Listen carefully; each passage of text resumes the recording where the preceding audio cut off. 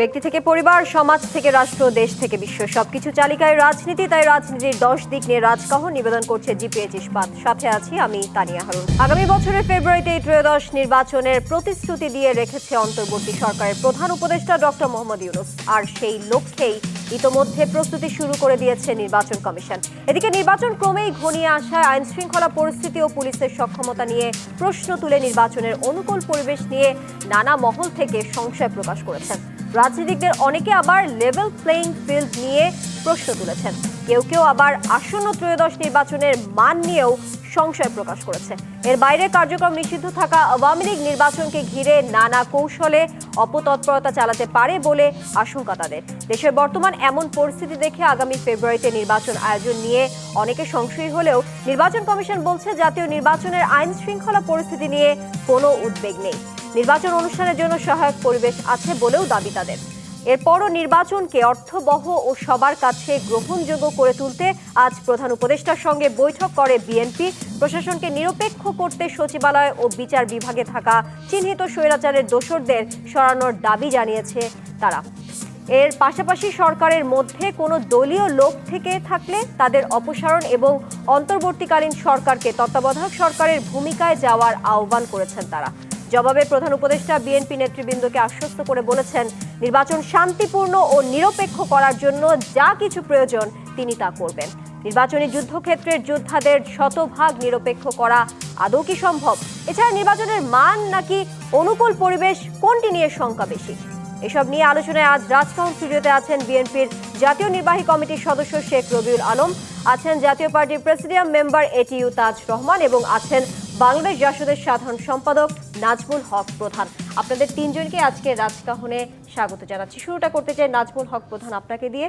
যেমনটা জানাচ্ছিলাম, আজ সন্ধ্যায় প্রধান উপদেষ্টার বাসভবন যমুনায় বৈঠক করেছেন বিএনপি এবং অন্তর্বর্তী সরকারকে তত্ত্বাবধায়ক সরকারের ভূমিকায় যেতে বলা হয়েছে, আহ্বান জানিয়েছেন বিএনপি। আমি জানতে চাই, তত্ত্বাবধায়ক সরকার ভূমিকায় যাওয়ার এই প্রক্রিয়াটা আসলে কেমন হবে? একটা বিষয়, ধন্যবাদ আপনাকে, দর্শক শ্রোতাকে। মির্জা ফখরুল সাহেব তো খুব পরিষ্কার করে বলেছেন, তাই না, যে সমস্ত লোকগুলির দলীয়ভাবে অ্যাফিলিয়েশন না হলেও দলের একটা ইতিমধ্যেই মানে কে কোন দলের বোঝা যায়, এই লোকগুলি যারা দলের সঙ্গে কারো সম্পর্ক আছে ভিতরে ভিতরে প্রকাশ্যে, এই লোকগুলি নিজেরাই সরে যাওয়া ভালো। আমি তো মনে করি প্রফেসর ইউনূস সাহেবও প্রথম থেকেই উনিও একটা দলের প্রতি আনুগত্য দেখাতে চেয়েছিলেন, এটা এসছে জনমনে। তারপরেও ভালো যে নির্বাচন করতে চান, নিরপেক্ষভাবে বলছেন উনি যে এটা ভালো নির্বাচন করতে চান। তো ভালো নির্বাচন করে যাওয়ার জন্য একটা হচ্ছে সরকার থেকে এই লোকগুলি সরে যাওয়া, দ্বিতীয় হচ্ছে মূল যে বিষয়টা হচ্ছে আইন শৃঙ্খলা রক্ষাকারী বাহিনী। আমরা এখনও আইন শৃঙ্খলা রক্ষাকারী বাহিনীকে সরকার পরিচালনা করার ক্ষেত্রে এখানটায় কোনো ইউনিফর্মিটি নাই, বিভিন্ন জায়গায় বিভিন্নভাবে পরিচালিত হচ্ছে। এই দিন কয়েক আগে আমাদেরই এক লোককে গ্রেপ্তার করছে ঢাকার কামরাঙ্গীরচরে। তার 13 বছর আগে 12 বছর আগে তার কি কোথায় ক্লাবের নির্বাচন, তার ছবি পাওয়া গেছে ক্লাবের নির্বাচনে আওয়ামী লীগের লোকদের সঙ্গে, ওই কারণে তাকে ধরিয়ে দিয়েছে। আমি ডিসি সাহেবের সঙ্গে কথা বলছি, ওই লালবাগ এলাকার ডিসি সাহেবের সঙ্গে, কয়ে যে কী করুন, ধরাই দিচ্ছে বিএনপির লোকরা, আমরা কী করবো? আমি এখনও যদি এইভাবে আওয়ামী লীগের লোকরা একসময় কেস করে বিএনপি লোকদের নামে কেস দিয়ে এই দিয়ে সেই ধরাই দিয়ে অস্বাভাবিক প্রস্তুতি করছে, এখনও যদি এইটার মধ্যেই চলেন, তাই না, তো দেশের নির্বাচন হবে কেমনি, ভোট হবে কেমনি? প্র্যাকটিক্যালি প্রশাসনটাকে এখনও তো প্রশাসনটাকে স্বাধীনভাবে চলার জন্য সরকারের পক্ষ থেকে, বর্তমান অন্তর্বর্তী সরকারের পক্ষ থেকেও পরিচালনা করার কোনো কার্যকর পদক্ষেপ নেন না। এই কারণে, কারণ সরকারটাই চলছে মব দিয়ে, যে মবের কারণে এখানটায় নির্বাচনটা আসলে কত সুষ্ঠু হবে এটা বলা খুব মুশকিল। কারণ এখনও পুলিশ প্রশাসন আপনার খুব পরিষ্কার কোনো স্ট্যান্ড নিতে পারছে না। আমরা দেখতে পাচ্ছি বিভিন্ন জায়গায়, এই যেমন ধরুন সরকারের কার্যক্রম এবং সেম আগের যে গভর্নমেন্টটা ছিল সেই গভর্নমেন্টের মতোই, মানে একই অস্ত্র, যে বিগত স্বৈরাচার গভর্নমেন্ট যে অস্ত্র প্রয়োগ করছে যেভাবে, এই সরকার একইভাবে প্রয়োগ করছে। আপনি যদি বাজেটের ক্ষেত্রে দেখেন কোন কোন উপদেষ্টার এলাকায় বেশি বাজেট, তো এইটা আপনি এই গভর্নমেন্ট করবে কেন? এটা why this government allow this things? তো এই গভর্নমেন্ট তাহলে বাজেটের ক্ষেত্রে, প্রশাসন পরিচালনা করার ক্ষেত্রে ওই পুরনো দৃষ্টিভঙ্গিটাই সরকার নাড়াচাড়া করছে। ফলে জনমনে এইটা হচ্ছে যে আগের সরকার এই সরকারের মধ্যে কোনো পার্থক্য নাই। ফলে আগের সরকার যেমনি ভোট করছে এই সরকার এমনি ভোট করতে পারে, এটা পাবলিক এই জায়গায় একটা সামিশন টানতেছে, যেটা খুব দুর্ভাগ্যজনক, দুঃখজনক। আমরা চাই সরকারটা পরিষ্কার হোক। সরকার যেহেতু নিজের তার কোনো আকাঙ্ক্ষা নাই, তাই না, সরকার পরিষ্কার ভোটটা করুক এবং যে সমস্ত পার্টি জনগণ যাকে ভোট দিবে সেই তো ক্ষমতায় আসবে, এটাই হওয়া উচিত। কিন্তু এখানটা বিশেষ পার্টির বিশেষ সুযোগ সুবিধা নেওয়ার আশাই থাকবে কেন, আর সরকারের পক্ষ থেকে চিন্তাই থাকবে কেন?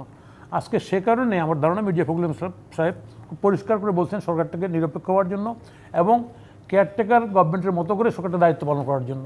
সরকারটা এখনও সে জায়গায় যায়নি, এই কারণেই আমাদের সবাই কনসার্ন, আমরা উদ্বিগ্ন যারা রাজনৈতিক দল আছে, ছোট হোক বড় হোক, তাই না, সবাই যে সরকারটা সেই জায়গায় যাক। মির্জা ফখরুল ইসলাম আলমগীর সাহেব ওই কথাটাই বলেছেন। জি, এবং নানা মহল থেকে আসলে নির্বাচনী পরিস্থিতি কেমন হবে তখনকার বিভিন্ন বিষয় নিয়ে আসলে শঙ্কা প্রকাশ করছে।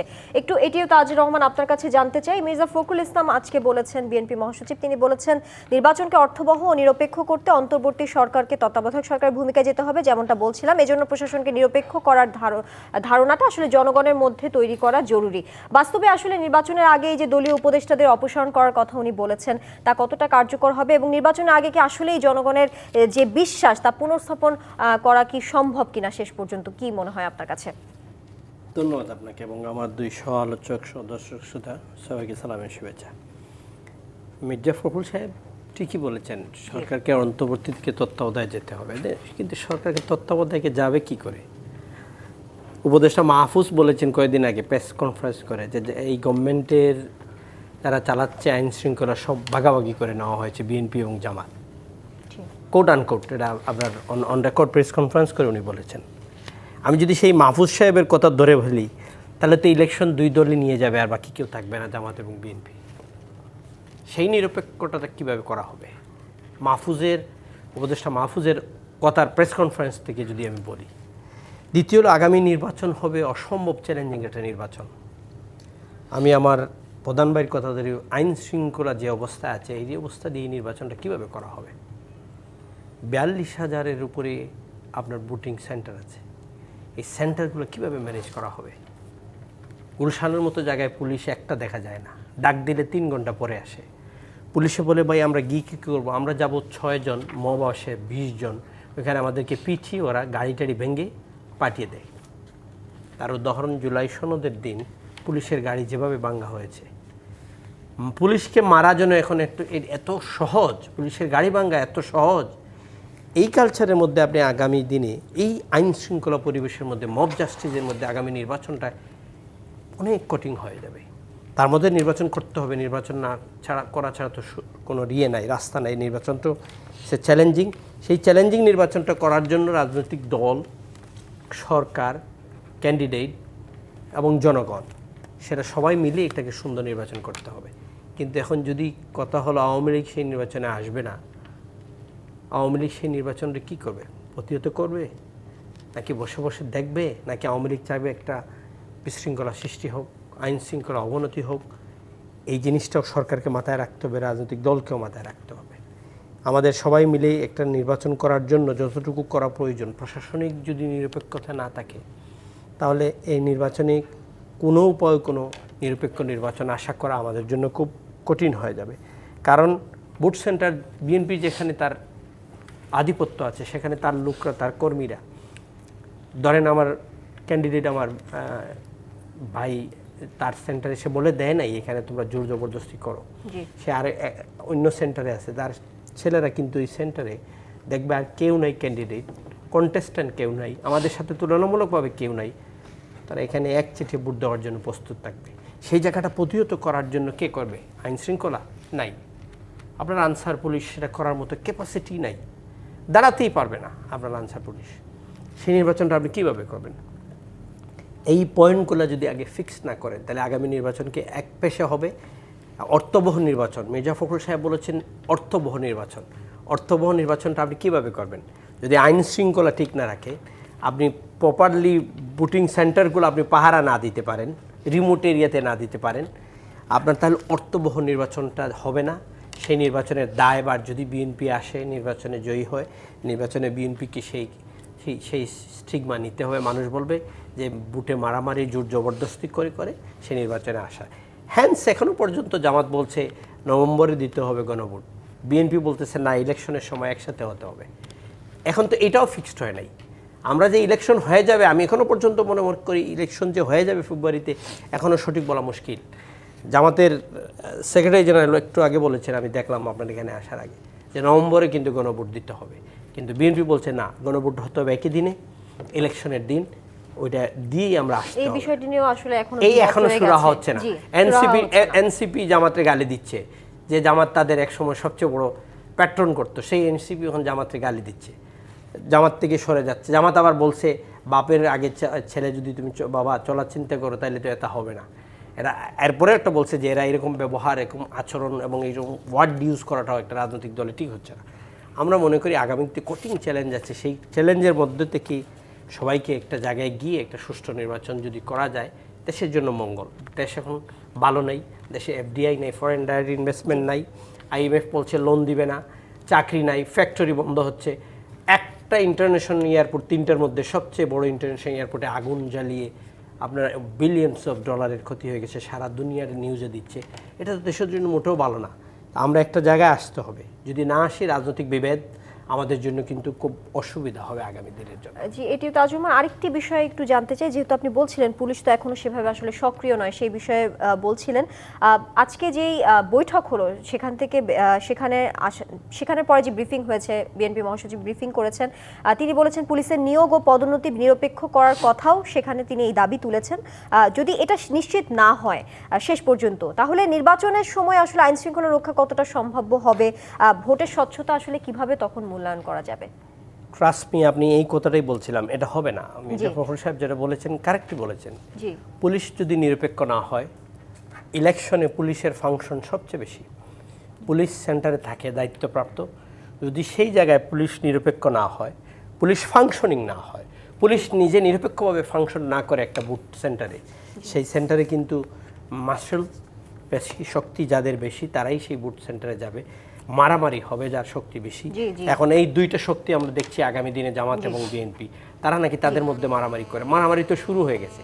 আর পুলিশ যদি নীরব ভূমিকায় বসে থাকে, করুক মারামারি, আমরা যাব না, এই বুট সুন্দর নিরপেক্ষ এবং লেভেল প্লেইং ফিল্ডে ইলেকশন করা খুব মুশকিল হয়ে যাবে। শেখ রবিউল আলম, আপনার কাছে একই প্রসঙ্গে একটু জানতে চাই, বর্তমানে আইন শৃঙ্খলার যে পরিস্থিতি, তাতে আসলে সুষ্ঠু নির্বাচনী পরিবেশ নিশ্চিত করা কতটা সম্ভব হবে? যেহেতু পুলিশের কথা আমরা বলছিলাম, এখনো সেইভাবে আসলে সক্রিয় নয়, বিভিন্ন কেন্দ্রের কথা বলছিলেন এটিও তাজ রহমান, সেই বিষয়টি নিয়ে আপনার মন্তব্য জানতে চাই। সেই সাথে জানাবেন, বিএনপি মহাসচিব মির্জা ফখরুল ইসলাম বলেছেন প্রশাসনে এমন কর্মকর্তা আছে যারা পুরনো সরকারের স্বার্থ পূরণ করেছেন, তাদের অপসারণের জন্য প্রধান উপদেষ্টার কাছে তিনি বলেছেন। এই পদক্ষেপ যদি সত্যিকার অর্থে কি আসলে প্রশাসনকে নিরপেক্ষ করতে পারবে শেষ পর্যন্ত?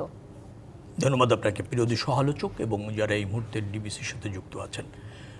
প্রশাসন নিরপেক্ষ আছে, নিরপেক্ষতা নিয়ে কোনো সন্দেহ নেই, কিন্তু প্রশাসনের মধ্যে ফ্যাসিবাদীর দোষর কিছু আছে। এখন বাংলাদেশের যে প্রশাসন আছে সেটা সম্পূর্ণ তো চেঞ্জ করতে পারবেন না।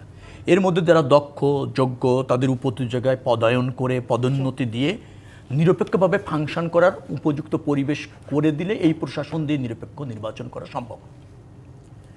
এবং আইন শৃঙ্খলা পরিস্থিতির ব্যাপক অবনতি হয়েছে, এটার সাথে আমি একমত না। হ্যাঁ, এটা ঠিক আছে যে প্রশাসন দৃঢ়তার সাথে ফাংশন করছে না, অথবা ধরেন কোনো কোনো জায়গায় দায়িত্বশীল ভূমিকা পালনে অপারগতা আমরা দেখেছি। এখন সেটাই কি একটা নির্বাচনের জন্য অন্তরায় হয়ে গেল? রাজনৈতিক দলগুলি সমান সুযোগ পাচ্ছে না? পাচ্ছে তো। তাদের রাজনৈতিক কর্মসূচি পালন করবার ক্ষেত্রে, জনমত গঠন করার ক্ষেত্রে সমান সুযোগ পাচ্ছে। একটা দল নিরপেক্ষ অন্তর্বর্তীকালীন সরকার আছে, দল নিরপেক্ষভাবে প্রশাসন ফাংশন করছে, কারণ এই প্রশাসন কোনো দল দ্বারা নিয়ন্ত্রিত না, কোনো দলীয় সরকার দ্বারা নিয়ন্ত্রিত না। একটা নির্বাচন কমিশন অন্তর্বর্তীকালীন সরকার করেছে, তারাও তাদের বিধিবিধানের মধ্য থেকে দৃঢ়তার সাথে একটা ভালো নির্বাচন করার প্রস্তুতি নিচ্ছে। শঙ্কাটা কোথায়? আমাদের কোনো কিছু ঘটলেই, কোনো ব্যত্যয় ঘটলেই নির্বাচন সম্ভব না। গোষ্ঠীগত দ্বন্দ্ব হচ্ছে, এলাকায় প্রাধান্য বিস্তারের দ্বন্দ্ব কিছু আছে, বংশে বংশ দ্বন্দ্ব হয়, ব্রাহ্মণবাড়িয়া তো দাঙ্গা মানে লেগেই থাকে, এরকম একটা অঞ্চল হলেই বলে যে প্রশাসন ফাংশন করবে না, নির্বাচনটা কিভাবে হবে? যারা সব কিছুকে নির্বাচনের অন্তরায় হিসেবে দেখে না, তারা আমার মনে হয় সঠিকভাবে বলছে না, সঠিকভাবে ভাবছে না। 91 সালে নিরপেক্ষ নির্বাচন হয়েছিল নিশ্চয়ই, তত্ত্বাবধায়ক সরকারের অধীনে শাহাবুদ্দিন সাহেব ভালো নির্বাচন করেছে না? তখন আইন শৃঙ্খলা রক্ষাকারী বাহিনীর সংখ্যা এর অর্ধেকও ছিল না, ভালো নির্বাচন হয়নি, কারণ রাজনৈতিক দলগুলি সহযোগিতা করেছে, দল নিরপেক্ষ সরকার নির্বাচন করেছে। রাজনৈতিক দলগুলি যদি সহযোগিতা থাকে, মানুষ যদি সচেতন হয়, ভোট দিতে চায়, আর ধরেন যেহেতু অন্তর্বর্তীকালীন সরকার, সে ক্ষমতায় যাওয়া তার কোনো অভিপ্রায় নাই, সে একটা ভালো নির্বাচন করতে চায়, নির্বাচন কমিশনও তাই, এবং আইন শৃঙ্খলা রক্ষাকারী যদি বাহিনী বলেন আমাদের সেনাবাহিনীকে রেগুলার ফোর্স করা হচ্ছে, তারা শুধু স্ট্রাইকিং ফোর্স থাকবে না, রেগুলার ফোর্স থাকবে 1 লাখের উপরে। 3 বাহিনী আপনার বলা হয়েছে করা হবে, ডিপ্লয় করা হবে। তারপর আনসার, বিডিআর, পুলিশ আছেই, কোস্টগার্ড আছেই। আমাদের সকল আইন শৃঙ্খলা রক্ষাকারী বাহিনীর যে ভলিউমটা আছে, তাদের যদি আমরা এই আইন শৃঙ্খলা রক্ষার দায়িত্ব দিই এবং দায়িত্ব পালনে ব্রত থাকি, রাজনৈতিক দলগুলি সহযোগিতা করি, নির্বাচন হতে সমস্যাটা কোথায় আমি দেখি না তো। কিন্তু কেন আমরা সব কিছুতে নির্বাচনকে অন্তরা হিসেবে দেখছি, এই জায়গাটা কিন্তু একটা সমস্যা। এখন রাজনৈতিক দলগুলির বিভিন্ন দাবি আছে, আবার ফ্যাসিবাদী একটা গোষ্ঠী আছে, তাদেরও নির্বাচনকে বিতর্কিত করা, ভণ্ডুর করার একটা অপচেষ্টা থাকবে। এই চ্যালেঞ্জ তো নিতে হবে, এবং এই চ্যালেঞ্জ নেওয়ার জন্য তো এই জাতি প্রস্তুত আছে। অর্থাৎ আমি নির্বাচন নিয়ে খুব বেশি শঙ্কা দেখছি না, যদি রাজনৈতিক দলগুলির মধ্যে, আমি আবারও বলছি, এই সরকারকে সহযোগিতা করার মানসিকতাটা যদি অব্যাহত থাকে, আমি দেখছি না। এখন ধরেন মির্জা ফখরুল ইসলাম আলমগীর, তিনি আজকে বলেছেন যে এই সরকারটাকে তত্ত্বাবধায়ক সরকারের ভূমিকা পালন করতে হবে। এই কথাটার মর্মটা অর্থ আছে। বর্তমান যে অন্তর্বর্তীকালীন একটা সরকার আছে, সেই সরকারটা দল নিরপেক্ষ না হলেও চলে, এবং তাদের যেটাকে বলা হয় সফল রাষ্ট্র ব্যবস্থাপনার দায়িত্ব রয়েছে। আর বিশেষ কিছু সুনির্দিষ্ট লক্ষ্য ছিল রাষ্ট্রে প্রতিষ্ঠিত করবার জন্য, একটা নির্বাচনের পরিবেশ তৈরি করবার জন্য, অথবা অভ্যুত্থান পরবর্তীতে রাষ্ট্রে যে জরাজীর্ণতা আছে এবং যে বড় বড় কিছু সংস্কার, বড় বড় কিছু বিচার প্রক্রিয়াকে এগিয়ে নেওয়ার একটা গুরু দায়িত্ব অন্তর্বর্তীকালীন সরকারের উপর ছিল। সে লক্ষ্যে তারা প্রায় 1 বছরের বেশি কাজ করেছে। যেহেতু নির্বাচন ঘনিয়ে আসছে, এখন দরকার হচ্ছে এই সরকারটা যদিও থাকে, তার একটা তত্ত্বাবধায়ক সরকার মুড। তত্ত্বাবধায়ক সরকার মুডটা কি? দল নিরপেক্ষ হবে এবং তার অধীনে প্রশাসন নিরপেক্ষভাবে ফাংশন করবে। সেটা ইলেকশন মুডে যাবে। ইলেকশন মুডে গেলে তাকে সারা বাংলাদেশে, ওই যে আপনাকে বললাম, ইলেকশন উপযোগী, ইলেকশন বান্ধব একটা পরিবেশ তৈরি করতে হবে। সে ব্যাপারই হবে তার মুখ্য লক্ষ্য, একমাত্র লক্ষ্য। আমরা সেই কথাই বলেছি অন্তর্বর্তীকালীন সরকারকে, যেহেতু ফেব্রুয়ারিতে নির্বাচন সমাগত, সনদ নিয়ে আমরা ঐক্যমত হয়ে গিয়েছে, সনদ বাস্তবায়নও হতে যাচ্ছে, পরবর্তী ধাপ হচ্ছে নির্বাচন ফেব্রুয়ারিতে।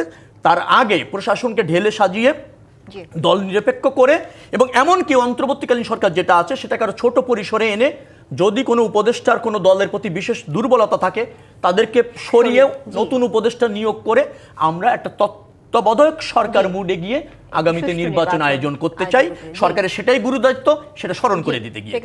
ধন্যবাদ আপনাকে। একটি বিরতি নিয়ে ফিরছি, আবার আলোচনায় ফিরবো। জিপিএইচ ইস্পাত নিবেদিত রাজকাহন থেকে এই পর্যায়ে নিচ্ছি বিরতি, সঙ্গে থাকুন। আমন্ত্রণ আরো একবার জিপিএইচ ইস্পাত নিবেদিত রাজকাহনে আবারও ফিরে যাচ্ছি আলোচনায়। নাজমুল হক প্রধান, আপনাকে দিয়ে এবারে শুরু করতে চাই। নির্বাচন যত ঘনিয়ে আসছে, ততই আসলে আইন শৃঙ্খলা বাহিনীর পরিস্থিতি কিংবা পুলিশের সক্ষমতা নিয়ে নানা মহল থেকে প্রশ্ন তোলা হচ্ছে এবং সংশয় প্রকাশ করা হচ্ছে। এই বিষয়টির ঘিরে যদি আমি বলি, জুলাই সনদ স্বাক্ষর অনুষ্ঠান নিয়ে, আসলে সেখানে জুলাই যোদ্ধা পরিচয় দিয়ে একদল ব্যক্তি যেভাবে জাতীয় সংসদ ভবন এলাকায় ঢুকে পড়লেন, তাদের সঙ্গে পুলিশের যেভাবে সংঘর্ষ হলো, আপনার কি মনে হয় সরকার এই পরিস্থিতি কি এড়াতে পারতো কিনা, বা আরো কি অন্য পরিস্থিতি, আসলে মানে এই পরিস্থিতিকে আসলে কোনোভাবে এড়ানোর কোনো সম্ভাবনা ছিল কিনা? সম্ভাবনা তো অবশ্যই ছিল।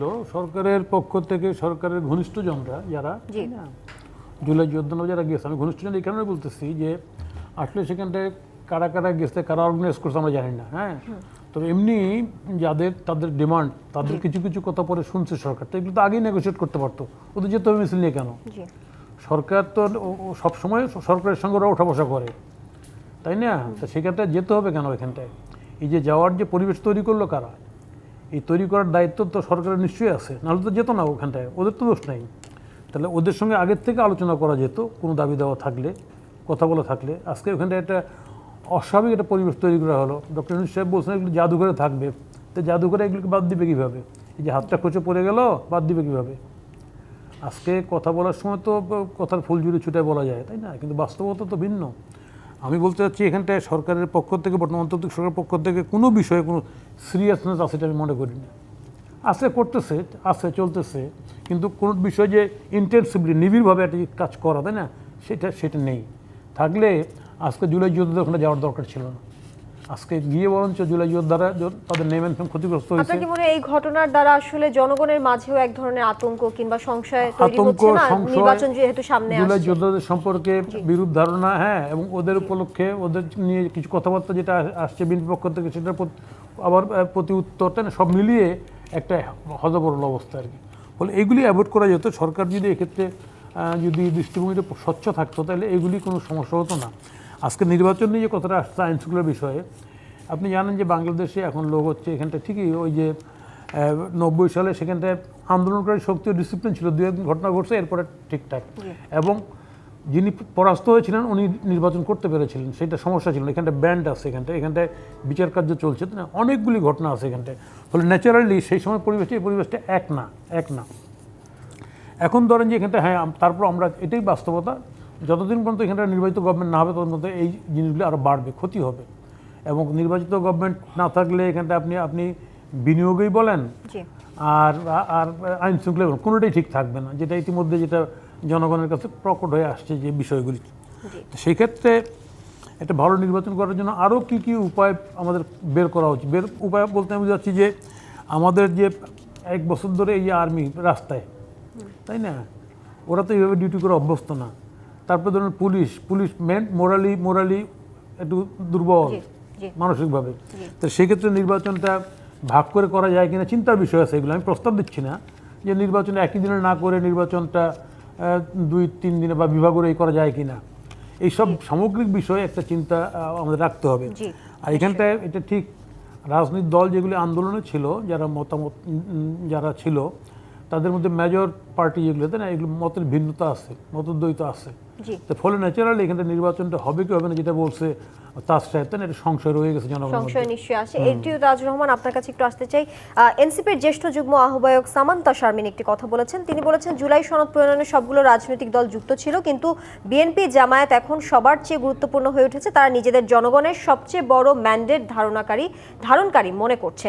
আপনি কি মনে করেন এই যে বিএনপি জামায়াতের প্রভাব যেহেতু গুরুত্বপূর্ণ হয়ে উঠেছে, উনি বলছে, এটা হলে আসলে জাতীয় নির্বাচনের ভারসাম্য বজায় থাকবে কিনা, নাকি ছোট দলগুলো এখন আসলে ভোটের সত্যিকারের প্রতিদ্বন্দ্বী হতে পারবে?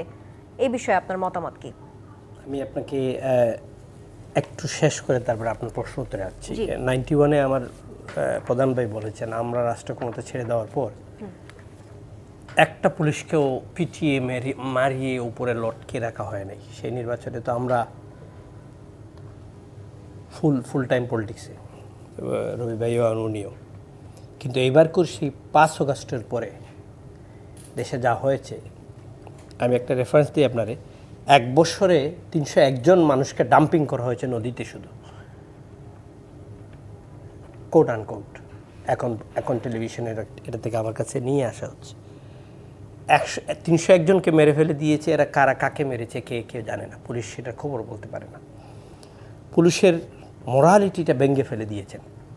পুলিশ সেই জায়গায় নেয় যে জায়গা থেকে পুলিশ ফাংশন করবে, সে তার কাজটা করবে। সে মনে করছে আমি এই কাজ করতে গিয়ে কি আবার কোনো ঝামেলায় পড়ে যাচ্ছে নাকি। এই ইতিহাসটা কিন্তু ছিল না, কিন্তু এবার হয়ে গেছে। আপনি সেই পুলিশকে তো শক্ত করতে হবে, সেই পুলিশকে মোরালি স্ট্রেনথেনিং করতে হবে আপনার প্রপার একটা ইলেকশন, ফ্রি ফেয়ার ক্যাডেবল ইলেকশন করার জন্য। এখন আপনাকে আমি শুরুতে বলেছিলাম এখানে 2টা স্টেক হোল্ডার সবচেয়ে বেশি সুবিধা নিচ্ছে, বিএনপি জামাত। এখানে জামাত ইচ্ছে মতো নিচ্ছে, বিএনপি তাদেরটা তারা নিচ্ছে। বিএনপির কোনো নেতাকে পুলিশ সাহস করবে না চ্যালেঞ্জ করার, জামাতের কোনো নেতাকে পুলিশ সাহস করবে না চ্যালেঞ্জ করার এখানে কোনো ইনসিডেন্ট হলে। বাকি এনসিপিকেও করে নাই, এখন শুরু করছে। বাকি কিন্তু দলগুলা, আমার প্রধান ভাই দল বলেন, আমরা বলেন, বাকিরা বলেন, কেউ আর কিন্তু সেই সুযোগ পাওয়ার নাই। ওই লেভেল প্লেয়িং ফিল্ডটা কিন্তু নাই। এটা আপনি যতই বলেন না কেন, এই ইলেকশনে সেই লেভেল প্লেয়িং ফিল্ডটা এখনও পর্যন্ত মাঠে নাই। আগামী নভেম্বরে ডিসেম্বরে দেশের অবস্থা কি হবে, ফেব্রুয়ারিতে একটা ইলেকশন ফ্রি ফেয়ার করার জন্য, সবার সমান সুযোগের জন্য হবে কিনা সেটা আমি সন্দেহ। আমি আবার একটা কথা বলছি, আপনি ভোটার উপস্থিতি কতটুকু করবেন? আওয়ামী লীগকে বাদ দিতে নাই, জাতীয়বাদী বাদ দেওয়ার জন্য বারবার বলছেন, দেন নাই, এখনও পর্যন্ত রাখছেন। আমার ইলেকশনে যদি বৃহত্তর রাজনৈতিক দলগুলা সবাইকে বাদ দিতে চান, 24-এর নির্বাচনে কিন্তু 28টা রাজনৈতিক দল নির্বাচনে গিয়েছিল, 18তে গিয়েছিল, আর সবাইকে বাদ দিলে আপনি কত % নির্বাচনে ভোটে থাকছে? বিএনপির সাথে সব রাজনৈতিক দল যদি এক হয়ে যায়, আওয়ামী লীগ বাদ দিয়ে সেই সমান বিএনপির সাথে পলিটিক্যাল পার্টিটা আপনি কীভাবে এক করবেন? করার সুযোগ নেই। লেভেল প্লেয়িং ফিল্ড পার্লামেন্টেও থাকছে না, বুটেও থাকছে না, নির্বাচনেও থাকছে না আপনার। তাইলে সেই জায়গাতে আপনি শক্তিশালী বিরোধী দল থাকছে না। এক পক্ষ যদি হয় শক্তিশালী, তখন রাজনীতি গণতন্ত্র আপনাকে মনে রাখতে হবে এটা ইমব্যালেন্স হয়ে যায়। ব্যালেন্স সেটা ঠিক করার জন্য জি, জি। পুলিশকে আপনি শক্তিশালী জায়গায় নিতে হবে। রাজনৈতিক দল ছোট হোক বড় হোক সবার একটা অংশীদারিত্ব সমানভাবে যেন পায়, সেই জায়গায় ইনশিওর করতে হবে, নিশ্চিত করতে তাইলে সেই ইলেকশনটা জি, আপনার শেখ বাংলাদেশের রবিউল আলম, মানুষ উপভোগ করতে পারে। শেখ রবিউল আলম, আপনিও কি এই বিষয়ে কি একমত কিনা যে লেভেল প্লেইং ফিল্ড থাকছে না নির্বাচনে, সেই যে বিষয়টি এটিও তাজুর রহমান বলছিলেন, এই বিষয়ে আপনার মতামত জানতে চাই। আরেকটু জানতে চাই, যেমনটা সামান্তা শারমিন এনসিপির জ্যেষ্ঠ যুগ্ম আহ্বায়ক বলেছেন, সনদে সাইন করা হয়ে গেছে, তবে বাস্তবায়ন পদ্ধতি নিয়ে আর কোনো কার্যক্রম দেখা যাচ্ছে না। কমিশন বেসিক্যালি সনদ নিয়ে আর বসতে চায় না। আপনি কি মনে করেন যদি কমিশন কার্যকরভাবে না বসে তবে নির্বাচন প্রক্রিয়ার স্বচ্ছ নিরপেক্ষতা কি থাকবে কিনা? নির্বাচন যথাসময়ে স্বচ্ছ এবং গ্রহণযোগ্যভাবেই হবে। সব অন্তরায়কে নির্বাচনের সাথে যুক্ত করার কোনো প্রয়োজন আছে আমি বলে মনে করি না। নির্বাচন হতেই হবে, সনদ হলেও হতে হবে, না হলেও হতে হবে, কারণ নির্বাচনের সাথে সনদের কোনো সম্পর্ক নেই। রাজনৈতিক দলগুলি দায়বদ্ধ থাকবে জনগণের কাছে, জনগণের ম্যান্ডেট নিয়ে জনগণের ইচ্ছাটাই বাস্তবায়ন করা তাদের মূল কাজ। তারপরও সনদের ব্যাপারে আমরা যেহেতু একমত হয়েছে, এটা জাতির কাছে অঙ্গীকার, সাংবিধানিক অঙ্গীকার, রাজনৈতিক অঙ্গীকার, তা বাস্তবায়নের আইনি প্রক্রিয়া কী হবে সে ব্যাপারে এক হয়েছে, সেটা নিয়ে কথা বলার কোনো সুযোগ নেই। তাজ ভাই আওয়ামী লীগকেও রাজনৈতিক শক্তি মনে করছেন, তারা না থাকলেও তাদের ভোট কোথায় যাবে সেটা নিয়ে চিন্তিত। আমি তো আওয়ামী লীগকে রাজনৈতিক শক্তি মনে করছি না, এটা পতিত শক্তি, এটা ফ্যাসিবাদী শক্তি। বাংলাদেশের জনগণের নির্বাচন করার এবং ভোট দিয়ে আপনার সরকার গঠন করার অধিকার রয়েছে। বাংলাদেশের জনগণ আওয়ামী লীগ ছাড়া ভোট দেবে না, আওয়ামী লীগের কত পার্সেন্ট ভোট হচ্ছে, এটা পতিত শক্তির ভোট যারা হিসাব করে। আর যারা পতিত শক্তির দোসর থেকে কাজ করেছে তারাও যখন লেভেল প্লেইং নিয়ে খুব চিন্তিত হয়ে যায়, সেগুলি তো আপত্তিকর বটে। লেভেল প্লেইং ফিল্ড আছে, লেভেল প্লেইং ফিল্ড মানে হচ্ছে সব রাজনৈতিক দলের সমান সুযোগ। তার মানে এই নয় যে সব রাজনৈতিক দলের সমান শক্তি, সমান জনসমর্থন। আপনাকে লেভেল উইলিং ভোট কে দেবে? সেটা তো কেউ দিতে পারবে না, এটা তো থাকবেই। আমেরিকাতে ডেমোক্রেট আর রিপাবলিকানদেরকে আপনার যখন নির্বাচন হয়, কর্তৃত্ব অবস্থান অন্য রাজনৈতিক দলের সমান হয় নাকি অনেক বেশি হয়? প্রতিদ্বন্দ্বিতা এক জিনিস, জনগণ তার রাজনৈতিক শক্তি বেছে নেবে, শক্তিও যেমন বেছে নেবে, রাষ্ট্র ব্যবস্থাপনার কর্তৃপক্ষ বেছে নেবে। একটা জায়গায় একটু বলা দরকার হয়ে গেছে, গণ অভ্যুত্থানের পর পৃথিবীতে আইন শৃঙ্খলা পরিস্থিতির এর চেয়ে ভালো আর কোনোদিন থাকেনি যেটা বাংলাদেশে ছিল। হ্যাঁ, ব্যর্থতা থাকবেই। একটি ফ্যাসিবাদী শক্তি ক্ষমতা ছেড়ে দেশের থেকে ভেগে যেতে বাধ্য হয়েছে, নিকৃষ্টতম পতন। তারপরও 17 বছরের জুলুম অত্যাচারের বিরুদ্ধে মানুষ রুখে দাঁড়িয়েছে ঠিকই, কিন্তু আওয়ামী লীগের পতনের পর শান্তি শৃঙ্খলা রক্ষায় দেশের মানুষ সহযোগিতা করেছে এবং এখনো পর্যন্ত আইন শৃঙ্খলা রক্ষাকারী মানে পরিস্থিতির এমন অবনতি হয় নাই যে নির্বাচন করা যাবে না, নির্বাচনের সংখ্যা দেখছি। এটা ভালো নির্বাচন কাকে বলে? ভালো নির্বাচন মানে হচ্ছে জনগণের স্বতঃস্ফূর্ত অংশগ্রহণ, অবাধ অংশগ্রহণ, সেটা জনগণ করবে। তারপর হচ্ছে একটা সরকার এবং আইন শৃঙ্খলা রক্ষাকারী বাহিনী নিরপেক্ষ হয়ে ফাংশন করবে, তাই তো? ভোটে আপনার যে ফলাফল সেটা আপনার প্রভাবমুক্ত হয়ে প্রকাশ পাবে, সেই পরিবেশটা আছে কিনা, এবং অংশগ্রহণকারী রাজনৈতিক দল এবং প্রার্থী সমান সুযোগ পাবে। শেখ রবিউল আলম, আপনি যেমনটা বলছিলেন লেভেল প্লেইং ফিল্ড মানে হচ্ছে নির্বাচনে সব রাজনৈতিক দলগুলো সমান সুযোগ পাবে, এই বিষয়ে আপনার কাছে একটু আসবো।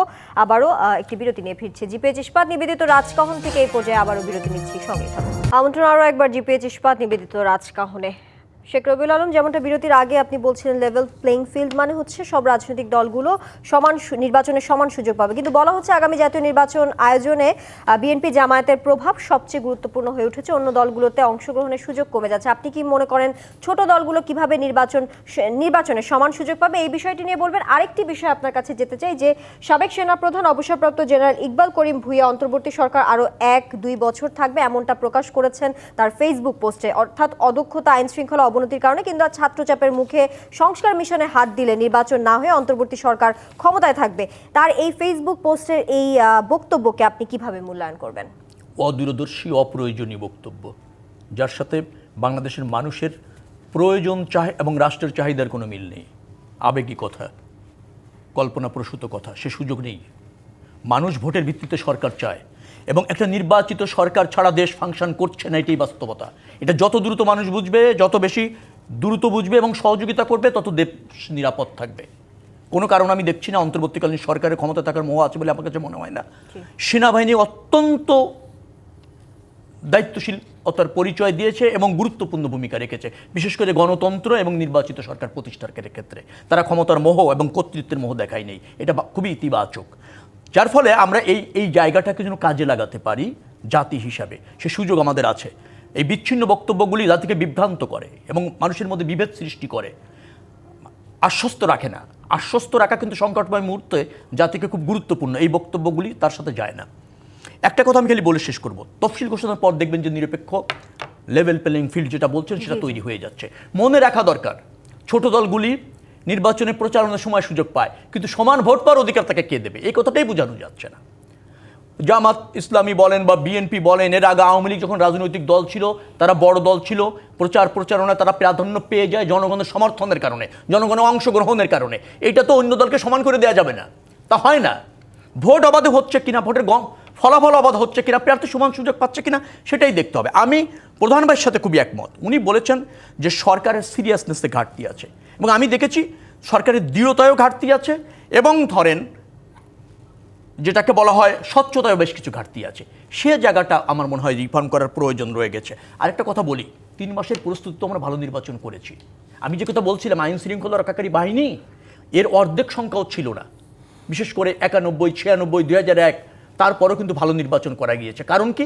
কারণ হচ্ছে সরকারটা নিরপেক্ষ ছিল, জনগণ ভোট দানে উৎসাহিত ছিল, এবং রাজনৈতিক দলগুলির সহযোগিতা ছিল। এই 3টি যদি ঠিক থাকে, নিরপেক্ষ নির্বাচন বাংলাদেশে অনুষ্ঠিত হয়েছে এবং তা আগামীতে হবে।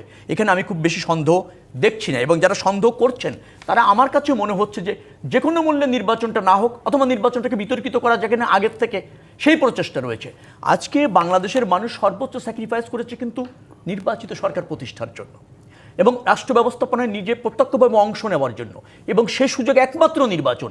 সেটা আমরা প্রলং না করি, সেটাকে বিতর্কিত না করি, সেটা সফলভাবে যাতে হয় সে ব্যাপারে সবাই যেন সহযোগিতা করি, সেই জায়গাটা আমাদের খুব দরকার। আরেকটা কথা বলি, মির্জা ফখরুল ইসলাম আলমগীর একটা কথা বলে আসছেন যে নিয়োগগুলি প্রশাসনে নতুন করে হবে, সেটা যেন যোগ্যতার ভিত্তিতে হয় এবং রাজনৈতিক বিবেচনায় না হয়। সেটাও যদি হয়, আমার বিশ্বাস আমরা ভালো নির্বাচন করতে সক্ষম হব। এটিও তাজুর রহমান, আপনার কাছে একটু আসতে চাই। নানা নির্বাচন ঘিরে নানা যে সংশয় প্রকাশ করা হচ্ছে, নানা মহল থেকে এসেছে, সেইগুলোর মাঝখানে আসলে ইসি সচিব আক্তার আহমেদ বলেছেন নির্বাচনের আগে 3 দিন, নির্বাচনের দিন এবং নির্বাচনের পরে 4 দিন আইন শৃঙ্খলা বাহিনী মোতায়েন থাকবে। অর্থাৎ তিনি বুঝাতে চেয়েছেন সহায়ক পরিবেশ আছে নির্বাচনের জন্য। আপনার কি মনে হয় এই মোতায়েন পর্যাপ্ত, নাকি আরো কড়া নিরাপত্তা ব্যবস্থা আসলে প্রয়োজন? না, নির্বাচন তো সবাই চাচ্ছে, দেশের একটা নির্বাচনের প্রয়োজন আছে। নির্বাচন ছাড়া এই সরকারের যে মেরুদণ্ড, এটা নিয়ে আর রাষ্ট্র পরিচালনা করলে রাষ্ট্রের জন্য ক্ষতি হচ্ছে। একটা নির্বাচনের প্রয়োজন আছে। সেই নির্বাচনটা আবার শুধু কিছু একটা গোষ্ঠী তার পপুলারিটি নিয়ে রাষ্ট্র ক্ষমতায় চলে যাবে, সেই নির্বাচনটা নিয়ে আমরা সেটা নিয়ে আলোচনা করছি। আপনি একটা নির্বাচন দিলেন, সেই নির্বাচনে লেভেল প্লেয়িং ফিল্ড বলছেন আপনি, যখন শুরু হবে তখন লেভেল প্লেয়িং ফিল্ড, ছোটো দল বলেন সবাই সমান অংশগ্রহণ যদি না পায়, সেই লেভেল প্লেয়িং ফিল্ড হবে না। এটা ইনশিওর করার দায়িত্ব কিন্তু অ্যাডমিনিস্ট্রেশনের।